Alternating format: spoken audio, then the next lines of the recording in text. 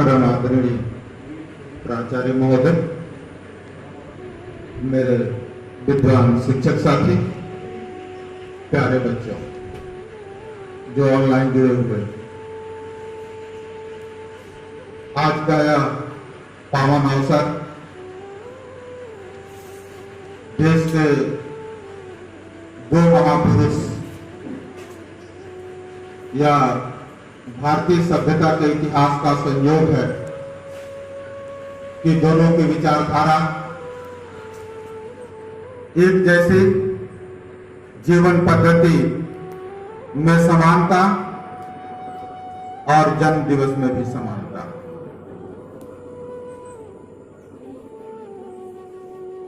मुझे उस व्यक्ति ने गांधी के बारे में एक विचार रखा था कि आने वाली पीढ़ियां शायद मुश्किल से विश्वास कर पाएगी कि गांधी नाम का हाड़ मांस का पुतला कभी हिंदुस्तान की गलियों में टहला करता था। और उस व्यक्ति की यह प्रतिक्रिया हमें गांधी पर गर्व करने के लिए, गांधी पर गुमान करने के लिए, गांधी पर अभिमान करने के लिए विवश करती है। मित्रों, गांधी भारतीय सभ्यता के इतिहास का एक ऐसा नाम है,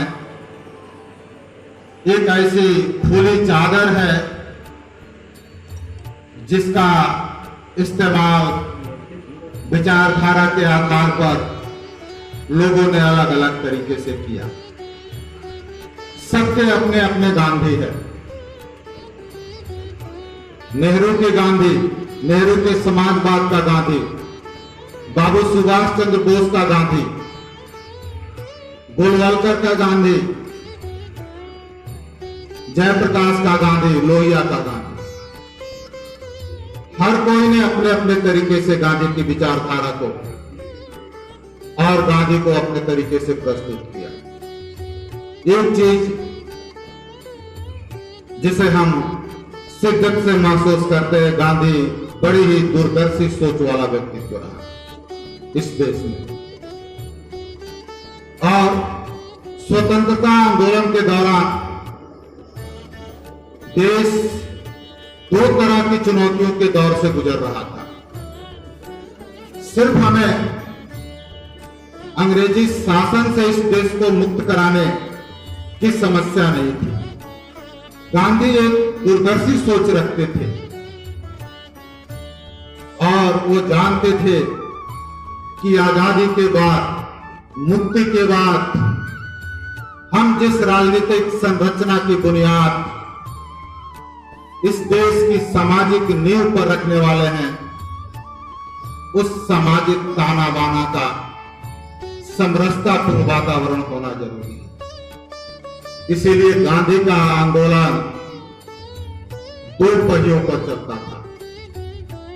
एक राजनीतिक गुलामी से मुक्ति, और राजनीतिक गुलामी से मुक्ति के बाद हम जिस लोकतंत्र की स्थापना भारतीय सामाजिक व्यवस्था की बुनियाद पर करेंगे, उस सामाजिक व्यवस्था में समानता और समता का वातावरण होना चाहिए। इसीलिए गांधी का हमेशा एक नजरिया रहा, एक दृष्टिकोण रहा कि हम उस समरसतापूर्ण सामाजिक वातावरण का निर्माण कर सकें। और इसी समरसतापूर्ण विचारधारा कैसे समाज में पैदा की जाए, चाहे बाबा साहब से मतभेद रहा हो, चाहे सुभाष चंद्र बोस से मतभेद रहा हो। हमारे राय साहब कहा करते हैं 1938 के हरिपुरा में जो उड़ीसा के जो कांग्रेस का अधिवेशन हुआ था, जिसमें पटाभ सितारामैया कांग्रेस के उम्मीदवार थे, गांधी समर्थित थे, और उसमें मतदान में सुभाष चंद्र बोस की जीत हुई। और गांधी जी को कहना पड़ा था कि यह हार पटाभ सितारामैया की हार नहीं है, यह मेरी हार है। तो विचारधारा में चाहे जो भी मतभेद रहा हो, सब लोग गांधी की संकल्पनाओं को बेहतर तरीके से जानते थे। एक चीज जो गांधी की विचारधारा को जितना मैंने समझ पाया, गांधी को समझना जितना आसान है उतना ही कठिन भी, क्योंकि हर आदमी अपने अपने तरीके से गांधी को इस व्यवस्था में एक्सप्लेन करता है, अपने अपने तरीके से गांधी को भुनाने की कोशिश करता है। गांधी चाहते थे एक बुनियादी बदलाव की सामाजिक व्यवस्था में, और वह बुनियादी बदलाव, गांधी कहते थे कि वह बुनियादी बदलाव जो सामाजिक व्यवस्था में करना है वह जमीर से होगी, जंजीर से नहीं। और ये जमीर और जंजीर की लड़ाई थी। जंजीर का मतलब कानूनी व्यवस्थाओं को लागू करने की वजह से। हम देख सकते हैं गांधी एक ट्रस्टीशिप में विश्वास करते थे। उनका एक विचारधारा था कि ये जो बुनियादी बदलाव है, जो विचारों की बदलाव है, वो लोगों के विचारों से ही हो सकती है, थोपने से नहीं हो सकती। और ये चीजें हम आज भी महसूस कर रहे हैं। सामाजिक व्यवस्था की जो विकृतियां हमारे सामने आई है। अभी मैं किसी एक यूपी के किसी बड़े पुलिस अधिकारी का ट्विटर हैंडल का एक प्रतिक्रिया मैं देख रहा था।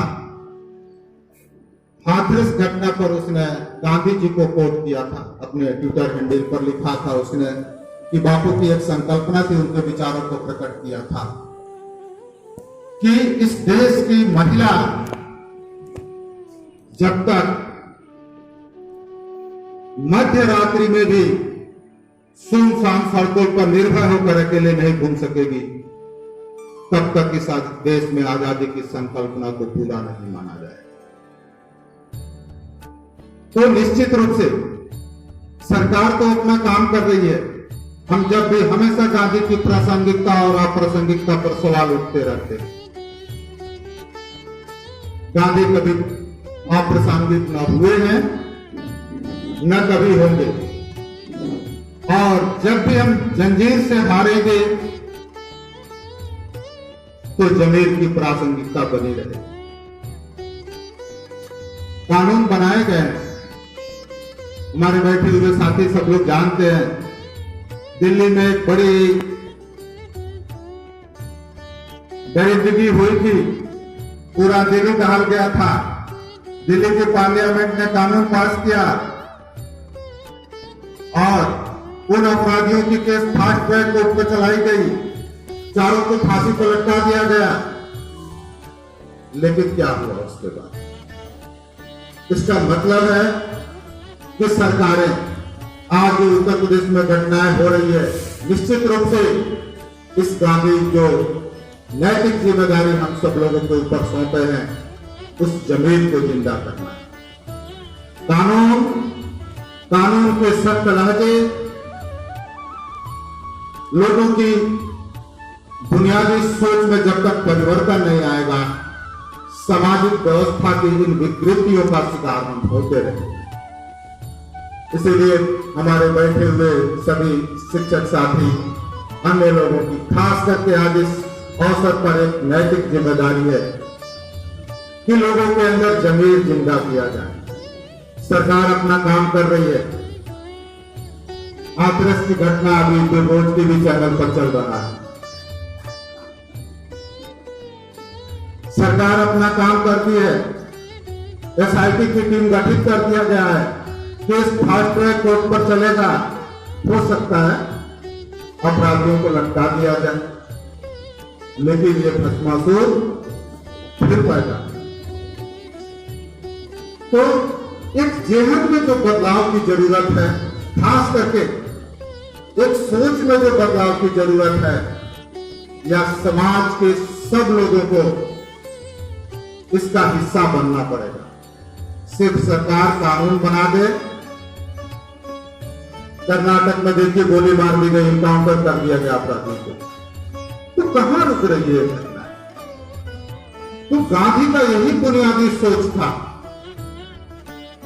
कि सिर्फ कानून का डंडा इन अपराधों को, इन विपरीत परिस्थितियों को नहीं रोक सकता। इसीलिए गांधी कभी अप्रासंगिक न हुए, न कभी होंगे। और जब जब ऐसी विकृतियां पैदा होगी, चाहे हम कितने भी कठोर कानून बना लें, लेकिन उन वसूलों को, उन बुनियादी परिवर्तनों को जो हमारी जेहन से होनी है, उसकी जरूरत हमेशा महसूस होती रहेगी। दुष्यंत कुमार की ये पंक्तियां, मैं फिर जन्म लूंगा। गांधी कभी मरेगा नहीं। मैं फिर जन्म लूंगा, मैं फिर इसी जगह आऊंगा। उचटती निगाहों की भीड़ में, अभावों के बीच लोगों की छत बिछक पीठ सहलाऊंगा। लड़ाकर चलते हुए पांवों को कंधा दूंगा। तब मैं पराजित व्यवस्था को बाहों में उठाऊंगा। मैं फिर जन्म लूंगा, मैं फिर इसी जगह आऊंगा। इसीलिए गांधी कभी मरेंगे नहीं। गांधी हमेशा भारतीय व्यवस्था में प्रासंगिक रहेंगे। धन्यवाद। जय हिंद, जय भारत।